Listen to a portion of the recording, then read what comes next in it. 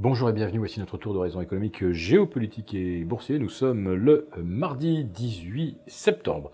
Pour comprendre comment tourne la planète finance, c'est sur la bourse au quotidien et nulle part ailleurs. Et l'épisode du jour s'intitulera « Changement de programme ». Oui, ça fait du bien d'avoir un changement de programme. Rappelez-vous que la chronique de la veille s'intitulait « Comme de la peinture qui sèche sur un mur ». Nous avions le même programme depuis le début de l'été, des marchés périssants d'ennui. Et puis hier soir, il y a eu les moins 1,43 sur le Nasdaq. Alors, on a déjà vu ça le 27 juillet dernier, un écart de moins 1,5. Ça n'a rien d'exceptionnel, ni de quoi faire frissonner la communauté des financiers. Cependant, ce qui s'est passé hier soir est intéressant dans le détail, puisque les programmes ont justement changé. Quand il y avait une correction, les opérateurs avaient tendance à se délester des valeurs mal aimées, des biotech réputées un peu volatiles et fragiles. Mais hier soir, ce sont bien les titans, Amazon, Apple, au-delà des 1000 milliards de dollars de capitalisation, les Microsoft, les Facebook qui ont chuté, tout simplement parce qu'on a voulu prendre des bénéfices sur les titres qui avaient le plus progressé cette année.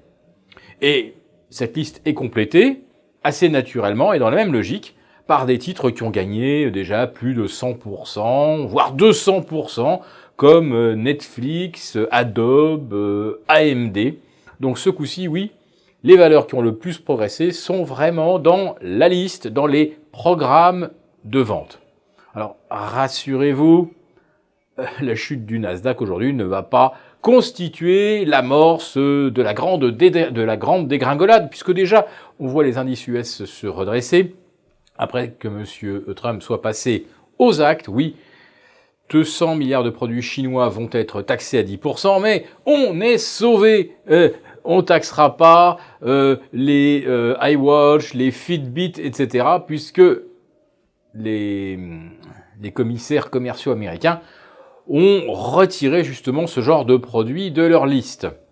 De même, les Chinois qui ripostent en taxant 60 milliards de produits américains vont naturellement s'abstenir de taxer les semi-conducteurs, puisque la Chine est en déficit de production.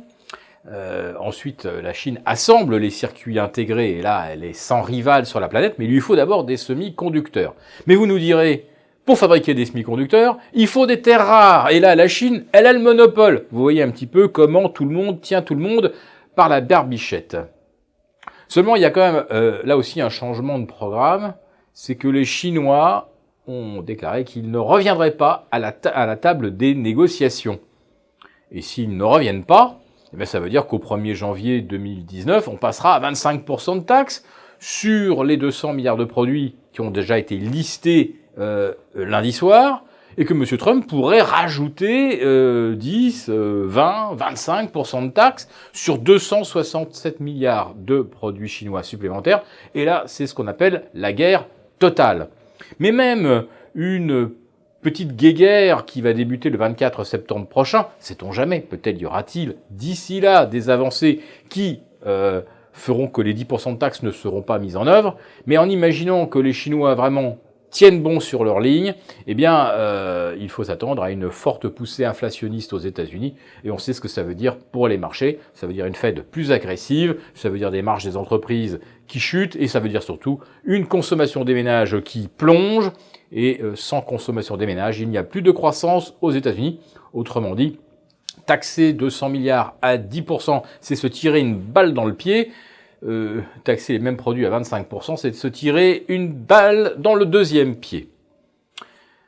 Et les gérants, eh bien, ils savent exactement ce que cela signifie pour les marges des entreprises, pour les bénéfices futurs, et donc, on pourrait assister à un grand changement de programme, c'est-à-dire un arbitrage des valeurs dites de croissance en faveur des valeurs dites de rendement, les utilities et les défensives comme les pharma ou l'agroalimentaire. Nous n'y sommes pas encore pour l'instant. Hier soir, nous n'avons vu que les prises de bénéfices sur les titans et sur les valeurs qui ont gagné entre 50 et 200%. Pas encore de rotation sectorielle. D'ailleurs, hier soir, les marchés obligataires américains n'ont pratiquement pas bougé. Le 10 ans reste collé aux 3%.